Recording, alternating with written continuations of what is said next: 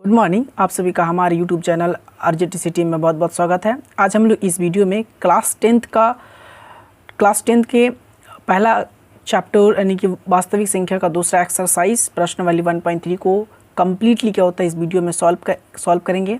अगर आप अभी तक क्या होता है वीडियो को लाइक नहीं किए तो वीडियो को लाइक कीजिए और हमारे चैनल पर नए हैं तो चैनल को सब्सक्राइब कीजिए। चलिए क्या होता है प्रश्नावली 1.3 के प्रत्येक प्रश्नों को 1 बाय 1 क्या होता है सॉल्व करते हैं। देखिए पहला क्वेश्चन है कि सिद्ध कीजिए कि √5 एक अपरिमेय संख्या है। तो सबसे पहले इस टाइप की क्या होते हैं जो भी क्या होता है संख्या होगी उसको प्रूफ करने के लिए यानी कि इरेशनल्स क्या होता है नंबर क्या होता है साबित करने के लिए इसका वर्किंग रूल्स क्या होगा। तो इस टाइप के नंबर को क्या होता है सॉल्व करने के लिए सबसे पहले आप उस नंबर को एक परिमेय संख्या मान लीजिए और परिमेय संख्या मानने के बाद उसको p/q के रूप में क्या होता है रिप्रेजेंट कीजिए और p और q को प्राइम नंबर मान लीजिए। को प्राइम नंबर मानने के बाद क्या होता है p और q को प्राइम है, इसका मतलब उसमें कॉमन फैक्टर जो है वो 1 है, ठीक है। और p और q में कम से कम क्या होता है सर एक से ज़्यादा क्या होता है कॉमन फैक्टर दिखा दीजिए। क्या होता है वो मतलब कि को प्राइम से क्या होता है विपरीत हो जाएंगे और उसके चलते क्या होता है वो मतलब कि वो परिमेय संख्या नहीं होगी, जिसके चलते हम उसको एक अपरिमेय संख्या कहेंगे। चलिए हम देखते कैसे प्रूफ करते हैं। सबसे पहले माना कि √5 एक परिमेय संख्या है मान लीजिए। अब जब √5 एक क्या होता है परिमेय संख्या हो गया तब उसको हम p/q के रूप में रिप्रेजेंट कर सकते हैं। तो √5 इक्वल टू हमने p/q के रूप में लिख दिए और p और q को जहाँ p एवं q सह अभाज्य संख्या है। सह अभाज्य संख्या मतलब क्या है कि p और q ऐसे दो नेचुरल्स नंबर है कि p और q के कॉमन फैक्टर जो है वो केवल और केवल 1 है, या फिर ऐसा समझिए कि p और q का जो HCF है वो केवल और केवल 1 है। तो यहाँ पे p और q को प्राइम में हमने मान लिए और यहाँ पे q क्या होता है नॉट इक्वल टू 0, क्या होता है q 0 नहीं होगी। अब उसके बाद देखिए थोड़ा सिंप्लीफाई करते हैं। देखिए क्रॉस मल्टीप्लाई जाएगी तो √5 इंटू क्या होता है q इक्वल टू क्या होता है p, यहाँ पे कुछ नहीं मतलब 1 है तो इसको हमने क्रॉस मल्टीप्लाई करा दिया।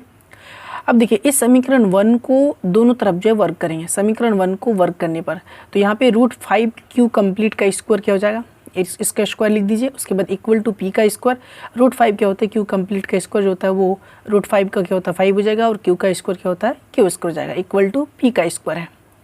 अब यहाँ पे देखिए p स्क्वायर एक कंपोजिट नंबर है और कंपोजिट नंबर का ये फैक्टर है। तो हम ये कह सकते हैं कि कोई भी कंपोजिट नंबर जो होते हैं यानी अंकगणित का जो आधारभूत परिमेय होता है इस परिमेय से हम ये निकाल सकते हैं कि कोई भी कंपोजिट नंबर जो होंगे उसके जो प्राइम फैक्टर होंगे वो प्राइम फैक्टर जो है उस कंपोजिट नंबर को डिवाइड करेंगे। तो हमने लिखिए यहाँ पे देखिए आगे अतः 5 जो है वो p स्क्वायर को विभाजित करेगा। क्यों करेगा? क्योंकि यहाँ पे देखिए जब p स्क्वायर है उसका ये प्राइम फैक्टर ये 5 जो है, उसके बाद इसलिए 5p को भी विभाजित करेगा, मतलब कि 5 जो है वो p को भी विभाजित करेंगे। यह हमने परिमेय 1.3 से क्या होता है इसको हमने देखे थे। चलिए उसके बाद हम आगे क्या करेंगे कि 5q स्क्वायर बराबर क्या होता है p स्क्वायर आ गया। अब p के प्लेस में क्या होता है हम एक ऐसा वैल्यू रखेंगे ताकि p और q के बीच में क्या होता है कॉमन डिफरेंस जो है वो एक को छोड़कर कोई दूसरा आ जाए। तो हमने यहाँ पे क्या किया p स्क्वायर के जगह में यानी p के प्लेस में हमने p इक्वल टू क्या होता है 5r रखने पर। अब जैसे हमने क्या करेंगे p के प्लेस में क्या होता है 5r रखेंगे तो देखिए ये 5q स्क्वायर का 5q स्क्वायर आ जाएगा इक्वल टू ये 5r स्क्वायर, मतलब p के प्लेस में केवल और केवल क्या होता है 5r को हमने सब्सटीट्यूट कर दिया। अब ये 5q स्क्वायर हो जाएगा इक्वल का इक्वल ये 5 का स्क्वायर क्या होता है 25 यानी कि 5 इंटू 5 और r का स्क्वायर क्या होता है ये r स्क्वायर आ जाएगा।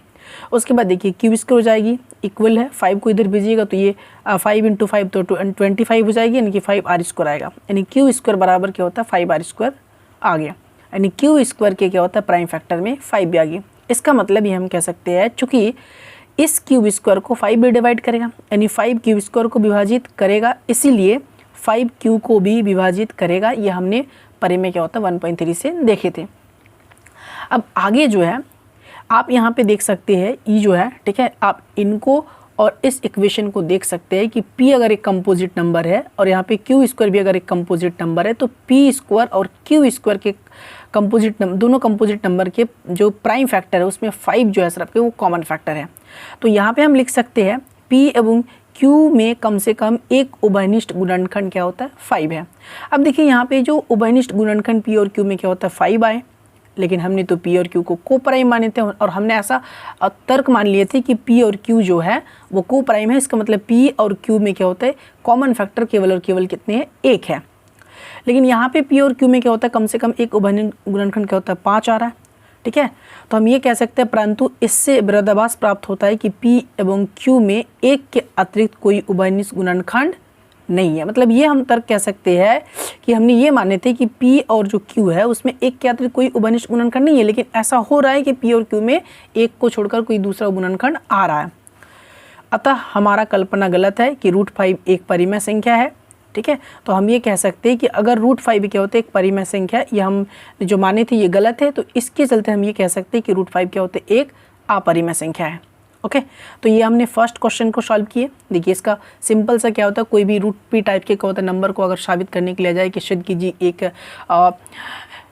ये अपरिमेय संख्या है, तो इसका वर्किंग रूल से होता है, सबसे पहले उसको परिमेय मान लीजिए और उस संख्या के ऊपर क्या होता है वो परिमेय संख्या का डेफिनेशन को होल्ड कीजिए। उसके बाद सिंप्लीफाई करने के बाद उसको P और Q या फिर अपने A बटा क्या होता है B माने, उन दोनों के बीच में एक के अतिरिक्त कोई दूसरा फैक्टर दिखा दीजिए। उसके बाद क्या होता है वो मतलब कि परिमेय नहीं होगा, और परिमेय नहीं होगा उसका मतलब क्या होता है वो अपरिमेय होगा। नेक्स्ट जो हमारे पास क्वेश्चंस है वो क्वेश्चंस है 2 नंबर। ठीक है, देखिए सिद्ध कीजिए कि 3 + 2 √5 एक अपरिमेय संख्या है। ये नेक्स्ट क्वेश्चन है एक्सरसाइज 1.3 का। तो सबसे पहले क्या होता है, हमने 3 + 2 √5 को एक परिमेय संख्या मान लीजिए। परिमेय संख्या मानने के बाद क्या होता है, 3 + 2 √5 को हम क्या लिख सकते हैं, P/Q के रिप्रेजेंट कर सकते हैं, क्योंकि ये हमने हालांकि क्या होता है परिमेय संख्या मान लिया, तो P/Q लिख दिया और P एंड Q जो है उसको हमने इंटीजर मान लिया। ओके, इंटीजर मतलब पूर्णांक मान लिया और Q ≠ 0। अब यहाँ पे जैसे हमने 3 + 2 √5 को हमने जैसे परिमेय संख्या माने, इसको P/Q के रूप में लिख दिए। अब यहाँ से हम क्या करेंगे, 3 को यानी 2 √5 को यहाँ रखेंगे और 3 क्या होता है इधर आ जाएगा, राइट साइड में कर देंगे। उसके बाद देखिए 2 √5 है इक्वल टू, अभी P/Q -3 को यहाँ हमने सिंप्लीफाई किया। सिंप्लीफाई करने के बाद P माइनस क्या होता है 3Q बना, डिवाइड में Q। उसके बाद यहाँ पे √5 को रख दिए और ये 2 यहाँ पे जो मल्टीप्लाई था लेफ्ट साइड में 2 × √5, हमने 2 को क्या होता है राइट साइड में क्या होता है भेज देनी, P -3Q/2Q बन गया। ठीक है, यहाँ तक बना, इसको इक्वेशन 1 मान के चले हैं। अब देखिए, अब यहाँ पे हम देख सकते हैं कि देखिए अब यहाँ पे हम ये कह सकते हैं कि जो राइट साइड में है P, Q, 3, 2 ये सारे के सारे क्या होते हैं इंटीजर्स है। और जब P, 3 और ये Q, ये 2 अगर सारे के सारे क्या होते हैं इंटीजर्स है, तो इनका जो डिफरेंस होगा उसके बाद डिवाइड जो करेंगे, यानी ये इंटीजर्स है, इसका मतलब क्या होता है ये रैशनल्स है। तो हम ये कहेंगे कि P, 3, Q और 2 जो है ये सारे के सारे इंटीजर्स है, इसलिए ये क्या होता है एक परिमेय संख्या है।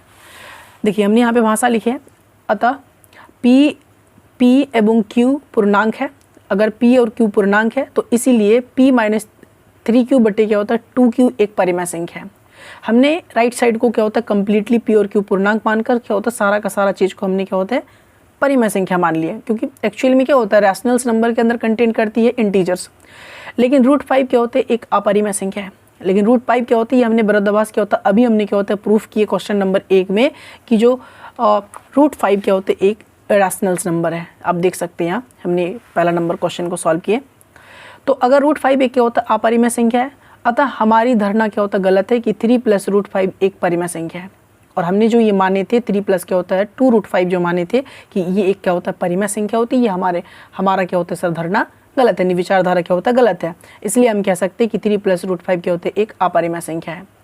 अब यहाँ पे कुछ कॉन्सेप्ट जो होते हैं उसको आपको दिमाग में रखना है। कॉन्सेप्ट क्या होता है, तो हम जानते हैं कि सर कि 2 परिमेय संख्या का जो सम होता है वो परिमेय संख्या ही बनते हैं, और 2 परिमेय संख्या का जो गुणा होता है मल्टीप्लिकेशन होता है वो परिमेय संख्या ही होती है। 2 परिमेय संख्या का जो डिफरेंस होता है वो परिमेय संख्या ही होता है, और 2 परिमेय संख्या का क्या होता है जो मतलब कि जोड़ होता है वो भी क्या होता है एक परिमेय संख्या ही होता है। लेकिन अगर हम अपरिमेय संख्या की बात करें, अगर एक परिमेय संख्या को एक अपरिमेय संख्या के साथ जोड़ेंगे तो वो अपरिमेय संख्या ही बनेगी। एक परिमेय संख्या को अगर हम अपरिमेय संख्या के साथ मल्टीप्लाई करेंगे तो वो क्या बनेगा, वो आपका अपरिमेय संख्या ही बनेगा। तो यहाँ पे जो है 3 एक परिमेय संख्या और प्लस क्या होता है 2 √5 क्या होते हैं एक अपरिमेय संख्या। 5 यहाँ पे क्या है √5 जो है एक अपरिमेय संख्या, तो दोनों का सम क्या होगा एक अपरिमेय संख्या ही बनेगी। इससे भी हमें समझ में आ रहा है। ओके, अब देखिए थर्ड क्वेश्चन है, सिद्ध कीजिए कि निम्नलिखित परिमेय संख्याएं अपरिमेय संख्या है। अब यहाँ पे तीसरा नंबर क्वेश्चन जो है इसमें 1 बाई 1 करके क्या होता है 3 प्रश्न है। एक है 1/√2, एक है 7 × √5 और थर्ड जो है सर आपके 6 प्लस क्या होता है 2√2 है। तो हम इसको 1 बाई 1 क्या होता है सॉल्व करते हैं। ओके, देखिए सबसे पहले क्या होता है 1/√2 है, इसको साबित करने की ये क्या होता है इरेशनल्स नंबर है। तो सबसे पहले इसको आप परिमेय संख्या मान लीजिए। तो माना कि 1/√2 एक क्या होता है परिमेय संख्या है। ओके, अब जब परिमेय संख्या है तो 1/√2 को हम p/q के रूप में रिप्रेजेंट कर सकते हैं। तो 1/√2 इक्वल टू क्या होता है p/q, जहाँ p एवं q क्या होता है को प्राइम नंबर्स हैं। ओके, अब इसको थोड़ा सा सिंप्लीफाई करते तो देखिए क्रॉस मल्टीप्लाई हो जाएगा तो 1 × q तो ये q हो गया, √2 × p तो ये √2p हो जाएगा। इसको इक्वेशन 1 मान लिया। अब समीकरण 1 को वर्क करने पर दोनों तरफ क्या होता है स्क्वायर करेंगे तो q का स्क्वायर क्या होता है q स्क्वायर बनेगी, इक्वल का इक्वल रखेंगे, √2p कंप्लीट का स्क्वायर क्या होता है ये कंप्लीट का स्क्वायर रख दिया। अब q स्क्वायर का q स्क्वायर और √2 देखिए मल्टीप्लाई में 2 टर्म्स है और इसके पास पावर है तो पावर क्या होता है डिस्ट्रीब्यूट हो जाएगी। तो √2 का पावर 2 तो 2 बन जाएगा और p स्क्वायर क्या होता है p स्क्वायर बन जाएगा। अब देखिए यहाँ पे अगर q स्क्वायर एक कंपोजिट नंबर है तो इसकी ये प्राइम फैक्टर है। ओके, अभी प्राइम फैक्टर है तो इसका मतलब क्या होता है ये 2 प्राइम नंबर है यानी q स्क्वायर को डिवाइड करेगा। तो हम लिख सकते हैं चूँकि 2q स्क्वायर को विभाजित करेगा इसीलिए 2q को भी विभाजित करेगा। अब देखिए, अब हमने शुरुआत में क्या होता है जो क्वेश्चन नंबर 1 सॉल्व किए थे कि आप p/q को मानते हैं, p और q को प्राइम बनने के बाद उसमें एक के अतिरिक्त कोई फैक्टर हो नहीं सकता कॉमन फैक्टर। लेकिन हमें क्या होता है p और q में क्या होता है एक के अतिरिक्त कोई दूसरा फैक्टर दिखा देना जिसके चलते वो क्या होता है इरेशनल कहलाएंगे, मतलब परिमेय नहीं होगा। चलिए, तो हमने q के प्लेस में क्या होता है 2r रखने पर यानी कि q के प्लेस में क्या होता है 2r रखेंगे। तो अब देख सकते हैं कि q स्क्वायर जो था हमने उसके देखिए 2p स्क्वायर था, ये राइट साइड को हमने लेफ्ट साइड कर दिया और q स्क्वायर के प्लेस में क्या होता है 2r स्क्वायर रख दिए। तो ये 2p स्क्वायर हो गया, इक्वल का इक्वल 2 का स्क्वायर क्या होता है 4 हो गया और r का स्क्वायर r हो गया। अब यहाँ पे देखिए p स्क्वायर 2 × 2 तो 4 हो जाएगा यानी 2 × 2 से क्या होता है कैंसिल हो जाएगा तो ये 2r स्क्वायर आ गया। अब देखिए p स्क्वायर भी क्या होता है यहाँ पे खुद ब खुद क्या होता है एक प्राइम फैक्टर रखना है, ये खुद ब खुद कंपोजिट बन रहा है p स्क्वायर। तो हम ये कह सकते हैं कि 2 जो है वो p स्क्वायर को विभाजित करेगा अतः 2p को भी विभाजित करेगा। यहाँ लिख सकते हैं कि आप परिमेय 1 पॉइंट क्या होता है 3 से 2p को भी विभाजित करेगा।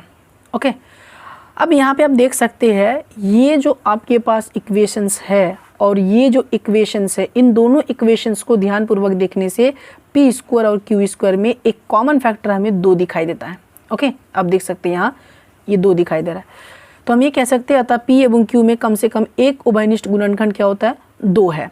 लेकिन एक चीज़ का हम तर्क ये देख रहे सोच रहे हैं कि p और q को तो हमने को प्राइम माने थे यानी p और q में एक के अतिरिक्त कोई फैक्टर हो ही नहीं सकता है, लेकिन यहाँ पे 2 फैक्टर आ रहा है। इसका मतलब हम ये कह सकते हैं कि जो 1/√2 है वो एक क्या होता है एक परिमेय संख्या नहीं है। तो परंतु इससे विरोधाभास निकलता है कि p एवं q में एक के अतिरिक्त कोई उभयनिष्ठ गुणनखंड नहीं है, अतः हमारा कल्पना गलत है कि 1/√2 एक क्या होता है परिमेय संख्या है। इसलिए हम कह सकते हैं कि 1/√2 एक क्या है अपरिमेय संख्या है, अपरिमेय संख्या है। चलिए, अब जो हमारे पास नेक्स्ट हमने प्रूफ करना है हमें वो है 7 × √5। देखिए 7 × √5 प्रूफ करना है, इसको इरेशनल प्रूफ करना है। तो पहले वही सेम प्रोसेस को अप्लाई कर लीजिए। माना कि 7√5 एक क्या होता है परिमेय संख्या है और जब 7√5 क्या होता है एक परिमेय संख्या है तो इसको हमने p/q में रिप्रेजेंट कर दिया और p एवं q को क्या होता है को प्राइम संख्या मानकर चलते हैं। अब देख सकते हैं कि √5 को यहाँ पे क्रॉस मल्टीप्लाई हो जाएगा तो यहाँ पे 7 × √5 है तो यहाँ पे हमने 7 को राइट साइड में क्या होता है भेज दिया, मल्टीप्लिकेशन में था तो डिवाइड में होगी तो √5 इक्वल टू p बाई क्या होता है 7q। अब देख सकते हैं इस इक्वेशन का जो राइट साइड और लेफ्ट साइड है हम ये तो देख सकते हैं p और q को प्राइम नंबर है तो ये p/q यानी 7 × q जो है ये जो कंप्लीट है वो एक क्या है परिमेय संख्या है। लेकिन अगर हम लेफ्ट साइड को थोड़ा सा देखें तो √5 जो है वो एक इरेशनल्स नंबर है। अरे समझ में, अगर ये इरेशनल्स नंबर है ओके तो यहाँ पे जो 7 × √5 है वो भी एक इरेशनल्स नंबर होगा। तो यहाँ पे हमने लिख दिया अतः RHS क्या होता है पूर्णांक है इसलिए p/7q एक क्या होता है परिमेय संख्या है, परंतु √5 क्या होता है एक अपरिमेय संख्या है। इसलिए हम कह सकते हैं कि 7 × √5 क्या होता है एक अपरिमेय संख्या है।